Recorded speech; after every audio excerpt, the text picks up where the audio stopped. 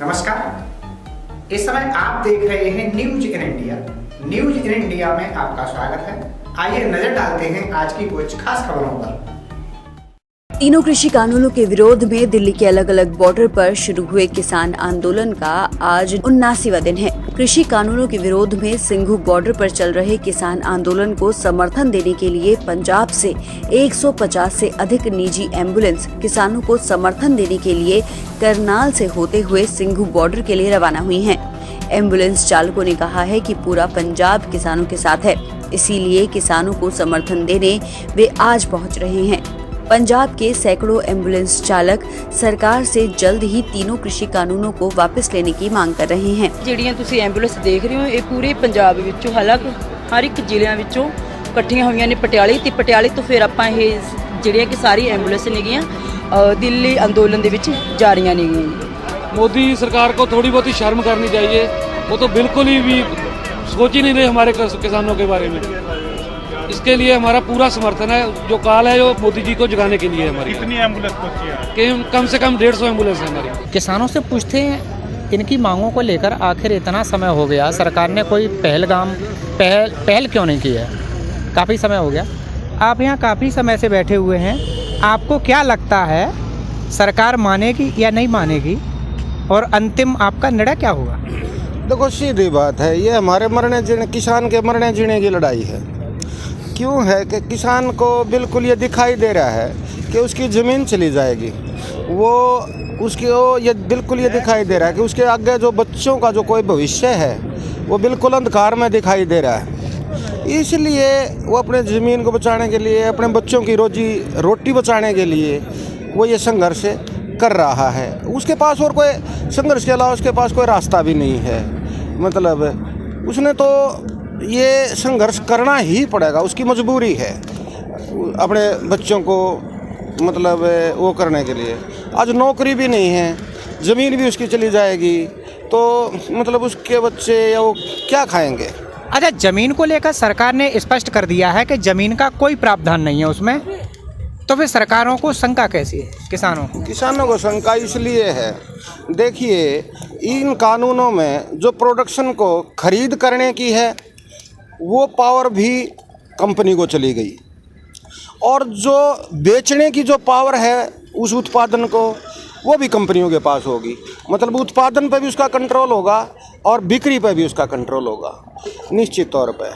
तो जो भारत का किसान है इसको जो है इंटरनेशनल मार्केट से जोड़ दिया गया है। कृषि को यहाँ खेती जो छोटी है, कोई 2 एकड़ का है, कोई 1.5 एकड़ का किसान है। अब जो दूसरे देशों में उत्पादन होता है ना वो बड़े लार्ज स्केल पर होता है, हवाई जहाज़ों से स्प्रे होता है, बड़ी बड़ी मशीनें हैं, बड़े बड़े फार्म हैं। निश्चित तौर पे उनकी जो लागत आएगी ना वो कम आएगी।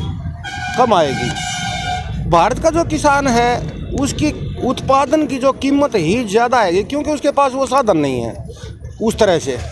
तो उनके सामने भारत का किसान टिक नहीं पाएगा। कृषि कानूनों के विरोध में किसान आंदोलन को लगातार समर्थन मिल रहा है। रोजाना देश भर में किसानों के आंदोलन को समर्थन की अलग अलग तस्वीरें देखने को मिल रही हैं। पंजाब के कई जिलों से निजी एम्बुलेंस चालकों की एसोसिएशन से जुड़े सैकड़ों एम्बुलेंस चालक किसान आंदोलन में शामिल होने के लिए रवाना हुए। एम्बुलेंस चालकों का जत्था करनाल के कर्ण लेक पर भी रुका, जहां पर सभी ने गुरु का लंगर चखा, जिसके बाद किसान आंदोलन में शामिल होने के लिए आगे रवाना हो गए। किसान आंदोलन पिछले 78 दिनों से दिल्ली के 3 अलग अलग बॉर्डर्स पर चल रहा है। वहीं दूसरी तरफ प्रधानमंत्री नरेंद्र मोदी ने किसानों से आंदोलन को खत्म करने की अपील की है। हालांकि किसान अब भी तीनों कानूनों की वापसी को लेकर मांग कर रहे हैं। उधर दिल्ली से लगे सिंघू बॉर्डर पर किसानों ने लंबी लड़ाई के लिए प्रदर्शन स्थल पर बुनियादी ढांचे मजबूत करने शुरू कर दिए हैं। प्रदर्शन का नेतृत्व कर रहे संयुक्त किसान मोर्चा ने प्रधानमंत्री नरेंद्र मोदी की सरकार के तीनों कानूनों को वापस लेने की और उनकी फसलों पर न्यूनतम समर्थन मूल्य की कानूनी गारंटी देने तक आंदोलन जारी रखने की बात दोहराई है। मोर्चा मुख्य मंच के पास और जीटी करनाल रोड पर प्रदर्शन स्थल के आसपास सुरक्षा बढ़ाने और असामाजिक तत्वों पर नजर रखने के लिए 100 सीसीटीवी कैमरे लगा दिए गए हैं। कैमरों की फुटेज देखने और यहां होने वाली गतिविधियों पर नजर रखने के लिए मुख्य मंच के पीछे एक नियंत्रण कक्ष भी बना दिया गया है।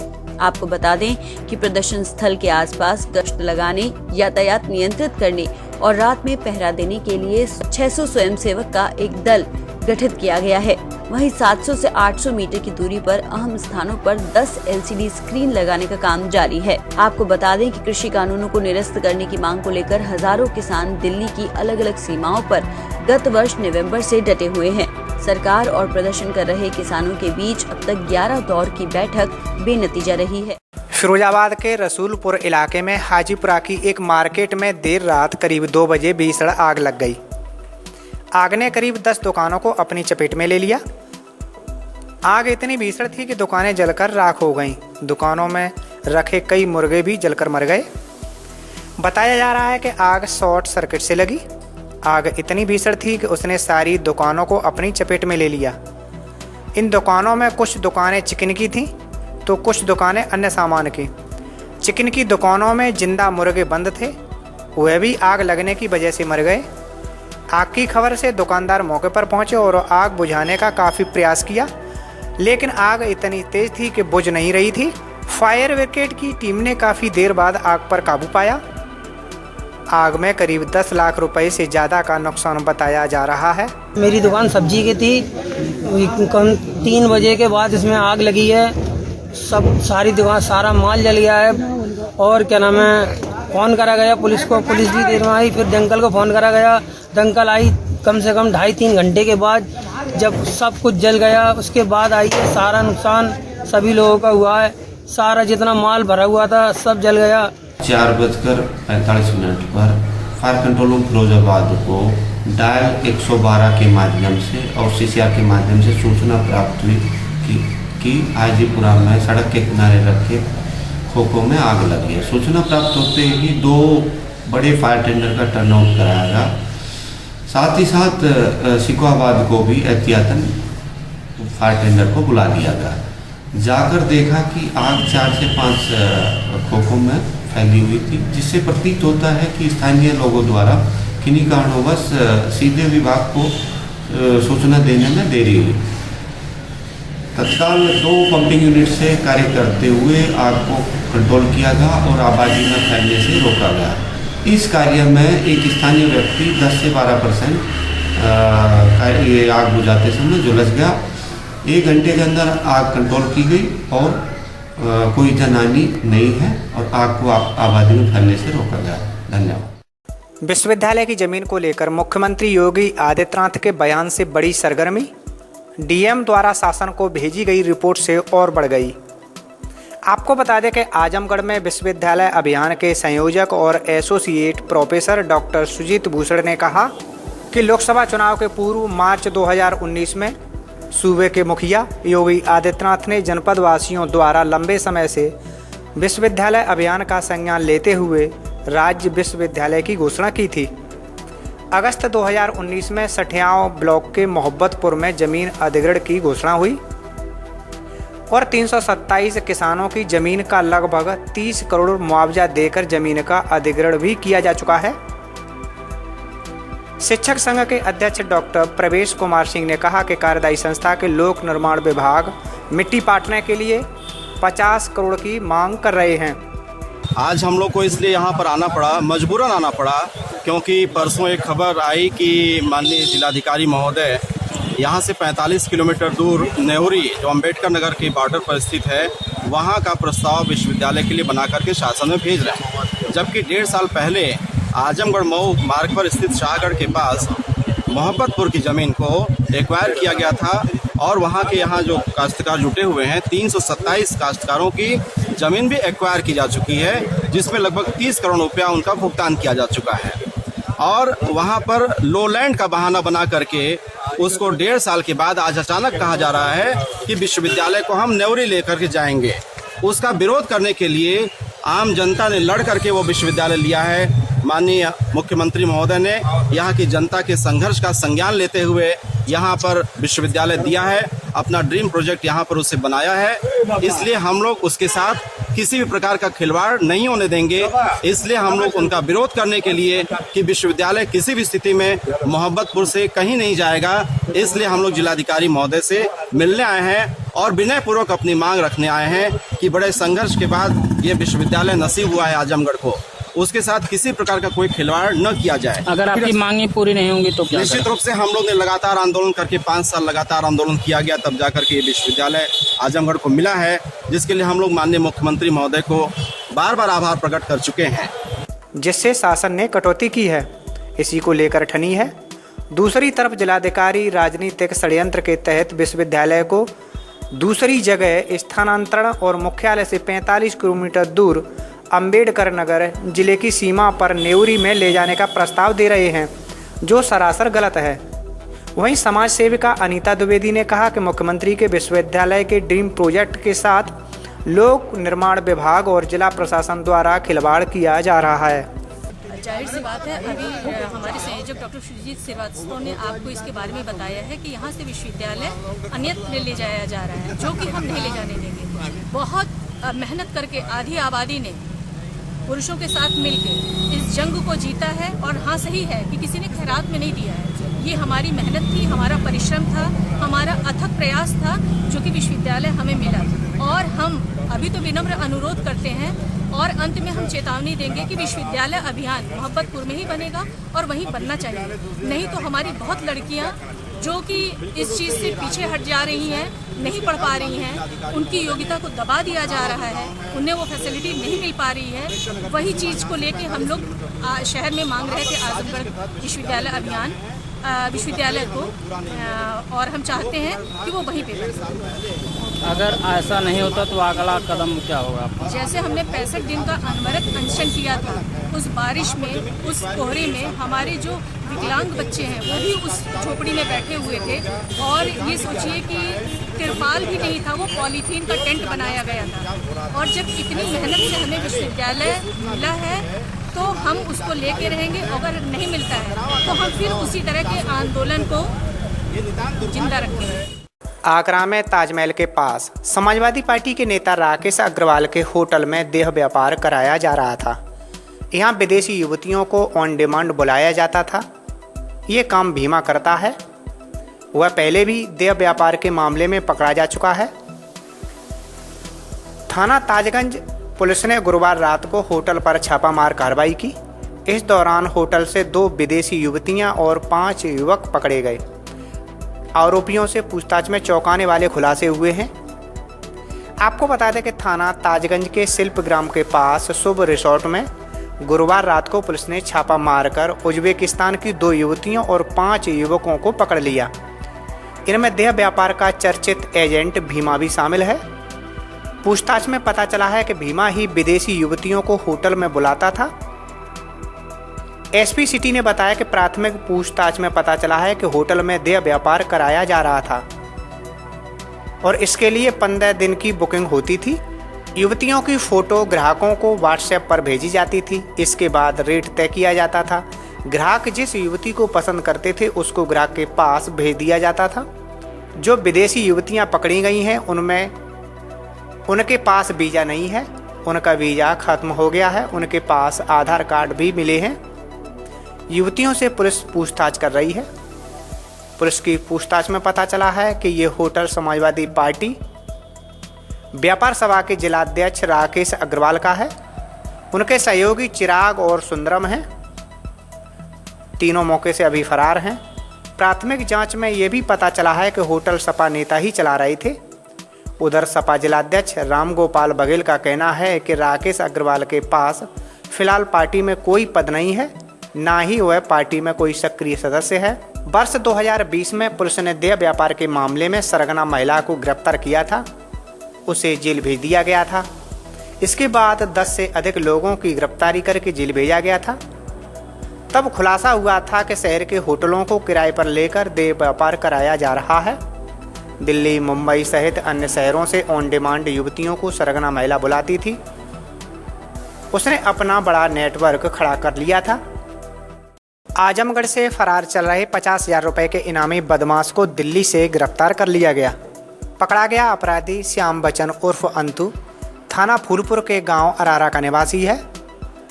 पुलिस से बचने के लिए दिल्ली के इंद्रपुरी क्षेत्र में रह रहा था। दीदारगंज थानाध्यक्ष संजय सिंह और स्वाट टीम प्रभारी ब्रजेश सिंह ने मुखबिर की सूचना पर दिल्ली पहुंचकर उसकी गिरफ्तारी कर ली। एसपी ने बताया कि 23 अगस्त 2020 को दीदारगंज थाना क्षेत्र के नेवाड़ा मोड़ और 19 सितंबर को दीदारगंज क्षेत्र के गौसड़ी नहर पुलिया के पास हुई मुठभेड़ में पुलिस के ऊपर फायर करते हुए भाग गया था। उसके खिलाफ पुलिस पर जानलेवा हमला करने, बाइक चोरी कर उसका नंबर प्लेट बदलकर बेचने, शस्त्र अधिनियम समेत लगभग आधा दर्जन घटनाओं के मुकदमे विभिन्न थानों में दर्ज हैं। एसपी का कहना है कि उसने दूसरे जनपद में एक व्यक्ति की हत्या करने की भी योजना बनाई थी। ये श्याम बच्चन उर्फ अंतु, जो कि एक शातिर बदमाश है और 50,000 रुपये का इनामी बदमाश है, ये दिल्ली से गिरफ्तार किया गया है और इसे गिरफ्तार करने वाली टीम में थानाध्यक्ष दीदारगंज, उनकी टीम और प्रभारी स्वेट टीम ब्रजेश सिंह और उनकी टीम ये शामिल रहे। और ये पहले भी एक शातिर बदमाश है, ये पहले भी पुलिस मुठभेड़ में वांटेड चल रहा था और उससे पहले भी एक और पुलिस मुठभेड़ में ये गिरफ्तार हुआ था। और शातिर बदमाश है, इसके जो साथी गिरफ्तार हुआ था उसके पास से 5 मोटरसाइकिल मिली थी और ये उसमें फरार हो गया था। तो आज इसकी गिरफ्तारी हुई है। इस गिरफ्तारी से निश्चित रूप से जो योजना बना रहा था ये और क्राइम करने की, उस पर लगाम लगी। तो किस तरीके का काम करता था, कितने दिवस करता था ये? देखिए, ये सब तरह का काम करता था। अभी ये प्लान कर रहा था एक और मर्डर करने की दूसरे जनपद में, और इससे पहले मोटर चोरी के केस में ये था जिसमें वांटेड था, पुलिस मुठभेड़ में वांटेड था, चोरी का काम भी क्या करता था, हर तरह का जो काम भी इसे मिल जाता था वो काम ये क्या करता था। बहुत ही शातिर बदमाश। केंद्रीय गृह मंत्री और बीजेपी के वरिष्ठ नेता अमित शाह ने कहा है कि पश्चिम बंगाल की जनता ने राज्य में सत्ता परिवर्तन का फैसला कर लिया है। उत्तरी बंगाल के कूच बिहार में अमित शाह ने आज परिवर्तन यात्रा की शुरुआत की और एक जनसभा को संबोधित किया। उन्होंने कहा कि अगर विधानसभा चुनाव के बाद राज्य में बीजेपी की सरकार बनी तो पश्चिम बंगाल को घुसपैठियों से मुक्त कर दिया जाएगा। अमित शाह ने ममता बनर्जी सरकार पर राज्य की गरीब जनता को सुविधाओं से वंचित रखने का आरोप लगाया। उन्होंने कहा कि प्रधानमंत्री किसान निधि और आयुष्मान भारत जैसे केंद्र की कल्याणकारी योजनाओं को राज्य सरकार ने लागू नहीं होने दिया। इससे पहले अमित शाह ने कूच बिहार में मदन मोहन मालवीय के दर्शन किए। दोपहर बाद उन्होंने बंगगांव में ठाकुर नगर में भी एक रैली को संबोधित किया। उन्होंने कहा कि केंद्र की मोदी सरकार दलितों, शोषितों, पिछड़ों के कल्याण के लिए समर्पित है। इसके बाद अमित शाह ने सोशल मीडिया वॉलंटियर मीट को भी संबोधित किया। बंगाल के किसानों के लिए मोदी जी 6,000 रुपया भेजते हैं, वो भी बंगाल के किसानों तक पहुंचा नहीं जाता, और कह रहे हैं कि हम अभी लिस्ट बना रहे हैं। कितने साल हो गए लिस्ट बनाते बनाते ममता दी, अब तकलीफ न दीजिए, हम ही बना रहे हैं। मगर बंगाल के किसानों का चुनाव आते तक 12,000 रुपया जाएगा, क्योंकि 12,000 रुपया तो सबके यहां पहुंच चुका है। अभी अभी मोदी जी बंगाल आए थे, उन्होंने घोषणा की है कि जो गया वो 12,000 और नया 6,000, 18,000 रुपया हर बंगाल के किसानों को हम दे देंगे, उसको कोई रोक नहीं सकता। मित्रों, ये ममता दीदी मां, माटी और मानुष का नारा लेकर आई थी और वो पूरे नारे को उल्टा कर दिया। आज बंगाल को बर्बाद करने पर, बर्बाद होने के कगार पर पहुंचा दिया। भाइयों बहनों, मैं आपको एक बात पूछना चाहता हूं। मोदी जी कितनी भी सहायता भेजे, यहां पर मोदी जी को साथ न देने वाली सरकार हो तो सहायता आप तक पहुंच सकती है क्या? जरा जोर से बोलो, पहुंच सकती है क्या? नहीं पहुंच सकती, क्योंकि ममता दीदी बीच में सारी सहायता को बंगाल की खाड़ी में डाल देती। यहां पर एक ऐसी सरकार चाहिए जो मोदी जी के कंधे से कंधा मिलाकर बंगाल के गरीब लोगों के कल्याण के रास्ते पर आगे बढ़े। ऊपर मोदी जी की सरकार तो है ही, एक बहुत बड़ा इंजन मोदी जी की सरकार के रूप में है। एक और इंजन इसके साथ जोड़ दीजिए, बंगाल भारतीय जनता पार्टी की सरकार का ये डबल इंजन की सरकार 5 साल में बंगाल को सोनार बांग्ला बनाएगी। मित्रों, बंगाल को सोनार बांग्ला बनाएगी। और ये पतन को अगर बंगाल को रोकना है तो मित्रों, मुझे कहने में कोई संकोच नहीं है कि भारतीय जनता पार्टी की सरकार ही नरेंद्र मोदी जी के नेतृत्व में कर सकती है। मित्रों, अनुसूचित जाति के लिए, दलितों के लिए नरेंद्र मोदी जी ने बहुत किया है। जाति का प्रमाण पत्र आज भी मतवा और नाम शूद्र समाज को नहीं मिलता। 70 साल से इसकी व्यवस्था नहीं होती है। यहां पर बच्चों का मृत्यु दर भी ज्यादा, माता का मृत्यु दर भी ज्यादा, महिलाओं पर अत्याचार भी ज्यादा, हिंसा की घटनाएं भी सारे देश में सबसे ज्यादा बंगाल में। विकास कैसे हो सकता है? मित्रों, मैं इतना ही कहना चाहता हूं कि एक बार आप सभी लोग भारतीय जनता पार्टी को जिताने का प्रयास करिए। हम बंगाल को सोनार बांग्ला बनाएंगे। मित्रों, यहां मतवा समाज के लोग हैं और भी कई लोग हैं नाम शूद्र समाज के। हर जाति से बांग्लादेश के से शरणार्थी के रूप में यहां पर लोग आए हैं। 70 साल हो गए, उनको ना नागरिकता मिलती है ना सम्मान मिलता है।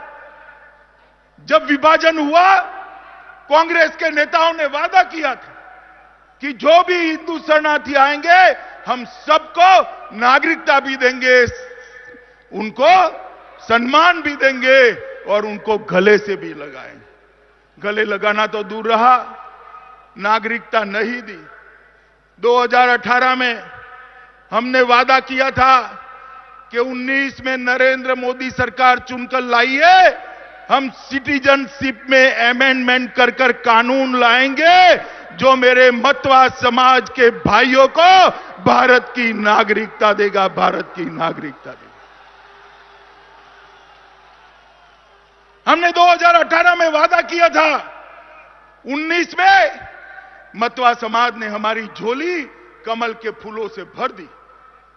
मोदी सरकार बनी और हमने तनिक भर भी देर नहीं की, 2020 में ही हम सीए लेकर आए और आज कानून अस्तित्व में आए।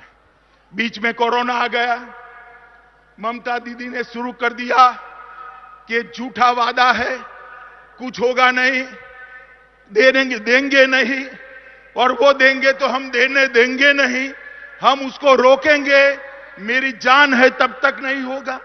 ममता दीदी, हम तो वो लोग हैं जो कहते हैं वो करते हैं। बजट सत्र के पहले हिस्से के आखिरी दिन आज राज्यसभा में बड़ी राजनीतिक घटना हुई। राज्यसभा सांसद और तृणमूल कांग्रेस के वरिष्ठ नेता दिनेश त्रिवेदी ने सदन में ही इस्तीफा देने की घोषणा कर दी। उन्होंने कहा कि घुटन महसूस होती है, देश हित से ऊपर कुछ नहीं है, पार्टी हित और देश हित में से एक को चुनने का वक्त आ गया है। ये कहते हुए उन्होंने सांसद पद छोड़ने की घोषणा कर दी। पश्चिम बंगाल विधानसभा चुनाव से पहले ये ममता बनर्जी के लिए बड़ा झटका माना जा रहा है। अपने इस्तीफे की घोषणा करते हुए दिनेश त्रिवेदी ने राज्यसभा में कहा कि हर मनुष्य के जीवन में एक घड़ी आती है जब उसको उसकी अंतरात्मा की आवाज़ सुनाई देती है। मेरे जीवन में भी ऐसी ही घड़ी आई थी। देश बड़ा है या पक्ष? आज जब देखते हैं कि जब देश की क्या परिस्थिति है, पूरी दुनिया भारत की तरफ देख रही है। दिनेश त्रिवेदी ने राज्यसभा में कहा कि जिस प्रकार से पश्चिम बंगाल में हिंसा हो रही है, मुझे ऐसा लगता है कि मैं अब क्या करूं। असल में हम जन्मभूमि के लिए ही हैं, एक पार्टी में हैं तो इसका अनुशासन है। मुझे घुटन महसूस होती है कि मैं कुछ कर नहीं पा रहा। आज मेरी अंतरात्मा ये कह रही हैं कि अगर आप चुप रहो या कुछ नहीं कर सकते तो इस्तीफा दे दो। मैं यहाँ आज इस्तीफा दे रहा हूँ। आपको बता दें कि इससे पहले शुभेंदु अधिकारी और राजीव बनर्जी जैसे मंत्रियों ने बंगाल में ममता बनर्जी का साथ छोड़कर बीजेपी का दामन थाम लिया। दिनेश त्रिवेदी के इस्तीफे की घोषणा भी ममता के लिए बड़ा झटका है। सर, बात ऐसी है कि हर मनुष्य के जीवन में एक घड़ी आती है जब उसे अपनी अंतरात्मा की आवाज़ सुनाई देती है। सर, मेरे जीवन में भी आज ऐसी ही घड़ी आई है। अब मैं यहाँ बैठकर सोच रहा था कि हम राजनीति में क्यों आते हैं? देश के लिए आते हैं। सबसे सर्वोपरि होता है देश। अभी 2 दिन पहले बस 2 मिनट, माननीय प्रधानमंत्री और गुलाम नबी आज़ाद दोनों, एक सत्ता पक्ष एक विपक्ष, मगर अपनी भावना देश के लिए थी। सर, आज मेरे जीवन में भी ऐसी घड़ी आई है। वो जब रेल मंत्री थे सर, उस दिन भी मेरे जीवन में ऐसी ही घड़ी आई थी, जब निर्णय करना पड़ा कि देश बड़ा है, पक्ष बड़ा है कि खुद अपने आप बड़े हो। मेरे गुरुजन,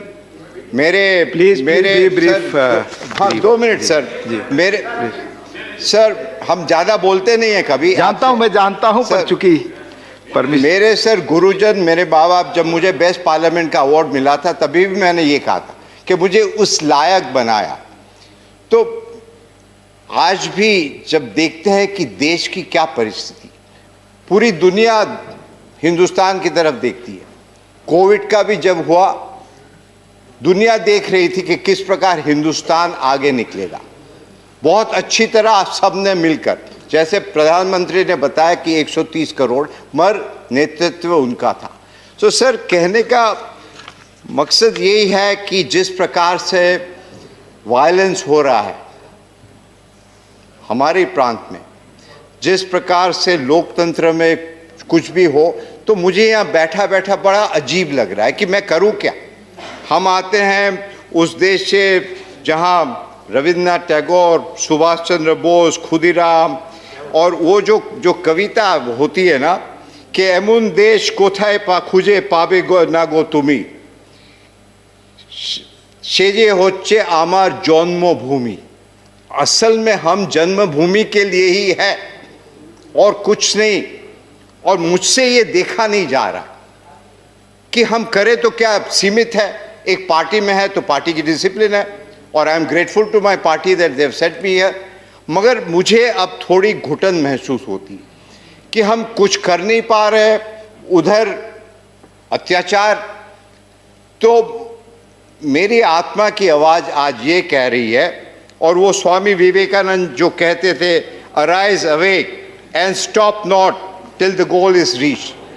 तो आज मुझे आत्मा ये कह रही है कि यहाँ बैठे बैठे यदि आप चुपचाप रहो और कुछ नहीं कह सकते हो, उससे अच्छा है कि यहाँ से आप त्याग पत्र दो और जाके बंगाल की भूमि में इसके लिए ड्यू प्रोसेस है। माननीय चेयरमैन साहब को कहता हूँ, मैं आज यहाँ से इस्तीफा दे रहा हूँ और देश के लिए, बंगाल के लिए हमेशा हमेशा इसके लिए भी एक ड्यू प्रोसेस है। माननीय चेयरमैन साहब को आप लिखित दें, माननीय चेयरमैन साहब को आप लिखित दें, इसके लिए ड्यू प्रोसेस है।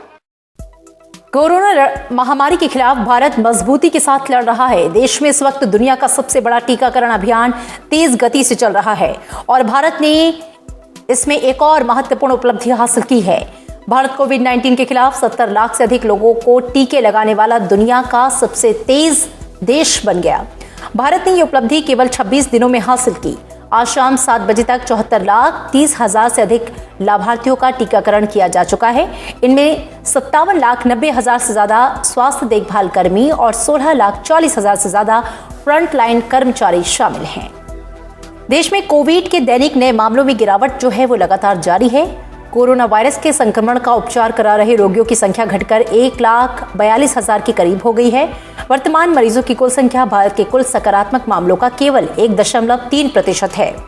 पिछले 24 घंटों की बात करें तो 12,923 नए रोगी सामने आए हैं, जबकि बीते एक दिन में 11,000 से अधिक मरीज ठीक भी हुए हैं। देश में अब तक कोरोना संक्रमण से मुक्त होने वाले लोगों की कुल संख्या 1,05,73,372 है। कोरोना से रिकवरी दर 97.26% है। चाचा के साथ खेत की सिंचाई के लिए पाइप लेने गई किशोरी का शव 24 घंटे के बाद घर से 1 किलोमीटर दूर कुएं से बरामद हुआ है। आपको बता दें कि आजमगढ़ के सरायमीर थाना क्षेत्र के गांव सिकरौर सेवरी का रहने वाला परिवार मुंबई में रहता था। लॉकडाउन में घर वापस आया। पिता अभी कुछ दिन पहले ही मुंबई गए हैं। उनकी 16 वर्षीय पुत्री अंशिका 8वीं की छात्रा थी। गांव के ही रिश्ते में चाचा लगने वाला व्यक्ति कामता यादव गुरुवार दोपहर 12 बजे उसे खेत की सिंचाई के लिए पाइप लाने के बहाने ले गया। इसके बाद से किशोरी का कहीं पता नहीं चला। गुरुवार शाम किशोरी की माता कांता ने डायल 112 पर मामले की जानकारी दी। पुलिस भी मौके पर पहुंची, लेकिन किशोरी का कहीं कोई सुराग नहीं लगा। शुक्रवार सुबह लगभग 11:30 बजे घर से 1 किलोमीटर दूर कुएं से किशोरी का नग्न अवस्था में शव बरामद हुआ। किशोरी 4 बहनों और 2 भाइयों में दूसरे नंबर की थी। अभी तक मामले की तहरीर नहीं दी गई है। प्रथम दृष्टया मामला रेप के बाद हत्या का लग रहा है। एसओ ने बताया कि सभी पहलुओं पर मामले की जांच की जा रही है। सबको पोस्टमार्टम के लिए भेजा गया है। असली वजह रिपोर्ट आने के बाद ही पता चल सकेगी। ये एक रिश्तों को शर्मसार करने वाला प्रकरण है। इसमें लड़की का मौसेरा चाचा, जो कि रिश्ते का लगता था, उसी गांव का था, उसके द्वारा ये घटना कारित की गई है। कल लड़की गायब हुई थी और उसके संबंध में मुकदमा लिखा गया था। जो संशय था जिस व्यक्ति पे, जो इसका चाचा लगता है, उसे पूछताछ हेतु लाया गया था और उसकी निशानदेही पर आज लाश बरामद की गई है। इसमें बॉडी को पोस्टमार्टम के लिए भेजा गया है और जो भी मुकदमा इसे तरमीम किया गया है 302 में, और जो भी आगे की विवेचनात्मक कार्रवाई है इसमें की जाएगी। और आगामी विधानसभा चुनाव की तैयारियों की समीक्षा के लिए निर्वाचन आयोग की टीम तमिलनाडु, पुदुचेरी और केरल के 5 दिवसीय दौरे पर है। चेन्नई में 2 दिनों तक चुनाव तैयारियों की समीक्षा के बाद से मुख्य निर्वाचन आयुक्त सुनील अरोड़ा ने कहा, तमिलनाडु के विभिन्न राजनीतिक दलों के अनुरोध पर विधिवत विचार किया गया, उनकी विस्तृत समीक्षा की गई। मुख्य चुनाव आयुक्त ने कहा कि चुनाव 1 से अधिक राज्यों में होने हैं, इसलिए मतगणना एक समान तरीके से की जानी है। सुनील अरोड़ा ने यह बताया कि केंद्रीय सशस्त्र पुलिस बलों की अधिक तैनाती की जाएगी और अन्य राज्यों के विशेष पर्यवेक्षकों को चुनाव के दौरान खर्चों की निगरानी के लिए नामित किया जाएगा। उन्होंने ये भी कहा कि अन्य राज्यों में चुनाव तैयारियों की समीक्षा के बाद चुनाव कार्यक्रम की घोषणा की जाएगी। बुधवार को आयोग की टीम ने चेन्नई में जिलाधिकारियों और विभिन्न राजनीतिक दलों के प्रतिनिधियों के साथ बैठक की। राजनीतिक दल निर्वाचन आयोग से उन्होंने यह आग्रह किया कि तमिलनाडु में एक ही चरण में चुनाव कराया जाए। चुनाव आयोग के शीर्ष अधिकारियों का यह दौरा मुख्य चुनाव आयुक्त सुनील अरोड़ा के नेतृत्व में हो रहा है। इस दल में चुनाव आयुक्त सुशील चंद्र, राजीव कुमार और महासचिव उमेश सिन्हा शामिल हैं।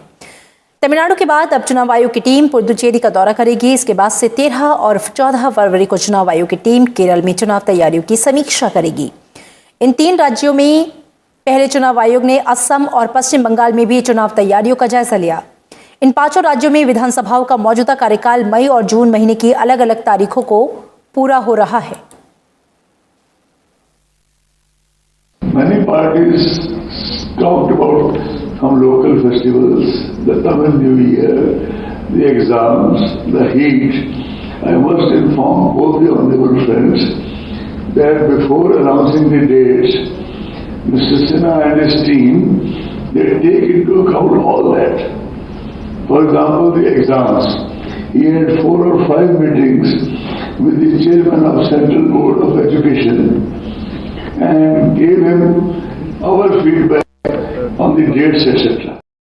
मुख्यमंत्री योगी आदित्यनाथ ने स्वामित्व योजना को ग्राम्य सशक्तिकरण की दिशा में बड़ी क्रांति कहा। मुख्यमंत्री ने कहा कि घरौनी मातृभूमि का मालिकाना हक दिलाने वाला सरकारी कागज नहीं है, बल्कि ये गांव के लोगों का आत्मविश्वास बढ़ाने, आत्मसम्मान का बोध कराने और आत्मनिर्भरता की राह दिखाने का माध्यम है। स्वामित्व योजना के तहत ग्रामीणों को अपने गांव के आबादी क्षेत्र में अपनी संपत्तियों के प्रमाणित दस्तावेज प्राप्त हो रहे हैं। ये विवाद और भ्रष्टाचार को खत्म करेंगे ही। जरूरत पड़ने पर बेझिझक इन दस्तावेजों के आधार पर बैंक से ऋण भी लिया जा सकेगा। इस ऋण के जरिए ग्रामीण अपना कोई उद्योग भी लगा सकते हैं। इस तरह यह स्थानीय स्तर पर रोजगार बढ़ाने का भी एक जरिया बनेगा।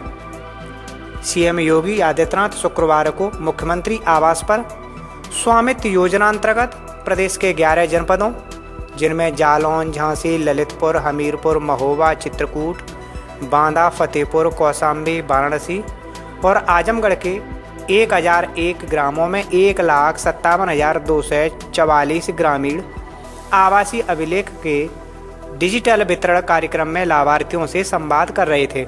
इस अवसर पर सीएम ने डिजिटल खसरा का शुभारंभ भी किया। 75 के 75 जनपदों में प्रदेश के सभी राजस्व गांवों में इस योजना को पहुंचाने की दिशा में युद्ध स्तर पर कार्य हमारे प्रारंभ हुए हैं और मुझे पूरा विश्वास है कि ये योजना न केवल प्रत्येक गांव के व्यक्ति को उसके पुश्तैनी घर जहां पर है उस भूमि का मालिक बनाएगा, बल्कि बहुत बड़ी मात्रा में जो गांव के विवाद हैं, जमीन संबंधी विवाद हैं, इन सभी विवादों का भी समाधान होगा। गांव में जो अनावश्यक तनाव की स्थिति बनती है, छोटी छोटी विवाद जमीनों के टुकड़े को लेकर के, ये सभी विवादों का समाधान इसके साथ ही होता हुआ दिखाई देगा। मुझे प्रसन्नता है कि आज इसके साथ ही ऑनलाइन डिजिटल खसरा का शुभारंभ भी यहाँ राजस्व विभाग के द्वारा यहाँ पर आज एक साथ प्रारंभ हो रहा है। हम पूर्व में ऑफलाइन खसरे में 21 स्तंभ थे, इसके स्थान पर अब 46 स्तंभों को पूरी तरह ऑनलाइन नवीन डिजिटल खसरे के माध्यम से आज इसका शुभारंभ किया जा रहा है। इसका सॉफ्टवेयर हमारे राजस्व परिषद ने तैयार किया है। राज्य सरकार के जितने भी हमारे लेखपाल हैं उन सभी को हम लोग पहले ही लैपटॉप और मोबाइल फोन उपलब्ध करा चुके हैं। ऑनलाइन खसरे को फील्ड में भी अब भरा जा सकता है। ऑनलाइन खसरे में घाटे का विवरण, फसल व सिंचाई के साधन का विवरण, किसी भी दैवीय आपदा तथा कृषि अवशिष्ट निस्तारण का विवरण, वृक्षों का विवरण, गैर कृषि भूमि का विवरण, लीज का विवरण, दो फसली क्षेत्रफल तथा अकृषित भूमि का भी उसमें विवरण अंकित किया गया है। प्रत्येक ग्राम के लिए एक पृथक खसरा तैयार किया यहाँ पे करने की व्यवस्था है। खसरे में प्रविष्टि के समय होने वाली किसी लिपिकीय त्रुटि का संशोधन भी उसमें करने का प्रावधान किया गया है। अगली फसल की प्रविष्टि प्रारंभ करने के पश्चात पूर्व की फसल की प्रविष्टियों में कोई परिवर्तन नहीं किया जाएगा, ये भी इसमें व्यवस्था की गई है। दैवीय आपदा में कोई भी प्रविष्टि होते ही तहसीलदार या उप जलाधिकारी या जिलाधिकारी स्वतः ही एक अलर्ट मैसेज उनके पास जाएगा और उसके माध्यम से उन पीड़ित परिवारों को आर्थिक सहायता, जो भी अनुमन्य सहायता शासन की होगी, ये उपलब्ध कराने की व्यवस्था उसके माध्यम से होगी। प्रदेश में कुल 1,08,848 राजस्व गांवों के लगभग 7,65,00,000 गांठों यानी खसरों का कंप्यूटरीकरण भी इसके माध्यम से हम लोगों को करना, एक बड़े पैमाने पर इस कार्य को आगे बढ़ाने का कार्य प्रारंभ हुआ है। फिरोजाबाद के गोपाल आश्रम मंदिर परिसर में शुक्रवार की सुबह पुजारी का सब मिलने से सनसनी फैल गई। मौके पर पहुंची पुलिस ने छानबीन की तो एक और चौंकाने वाली बात सामने आई है। मंदिर के दान पात्र से रुपए और अन्य सामान भी चोरी हुआ है। मौके पर पहुंचे वरिष्ठ पुलिस अधीक्षक अजय कुमार ने बताया कि मंदिर परिसर में बने कमरे में पुजारी दीनदयाल का शव मिला है। शरीर जकड़ा हुआ था। इससे आशंका है कि उनकी मौत करीब 12 बजे के करीब हुई है। शरीर पर चोट के निशान नहीं है। उनके कमरे में कोई सामान चोरी नहीं हुआ है। पुजारी दीनदयाल मंदिर परिसर में 25 साल से लगातार रह रहे थे। प्राथमिक जांच में उनकी मौत स्वाभाविक होना प्रतीत हो रहा है। सबको पोस्टमार्टम के लिए भेज दिया गया है और रिपोर्ट आने के बाद ही मौत का सही कारण पता चल सकेगा। ये जहाँ खड़े हैं वो गोपाल आश्रम के नाम से जाना जाता है। थाना उत्तर का इलाका है। यहाँ पे प्रातः सूचना मिली थी पुलिस को करीब 6 बजे के आसपास कि यहाँ जो मंदिर है वहाँ पे चोरी हो गई है, कुछ दान पात्र के ताले टूटे हैं। उस पर पुलिस तत्परता से यहाँ पहुँची। जानकारी मिली कि 7-8 दान पात्र हैं, जिसमें रेजगारी को छोड़ करके कुछ कैश उसमें दान रखा हुआ था, वो चोर ले गए हैं। इस तरह की घटना है। हम लोग यहाँ पे मौका मुआयना किया गया। देखा गया कि मंदिर परिसर में या मंदिर के अंदर कहीं कोई सीसीटीवी कैमरा नहीं है। पूरे मंदिर परिसर में 2 गेट हैं।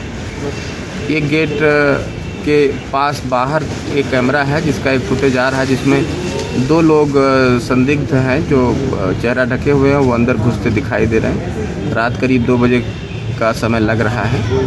तो उसे क्लू मिला है, सुराग मिले हैं और जल्दी ही उन चोरों की तलाश करके उनको गिरफ्तार करके बरामदगी इत्यादि और जानकारी हासिल की जाएगी और इसमें टीमें गठित की जा रही हैं। 4 टीमें कम से कम तेज तर्रार गठित होंगी ताकि इन चोरों को सही मुकाम तक पहुंचाया जा सके।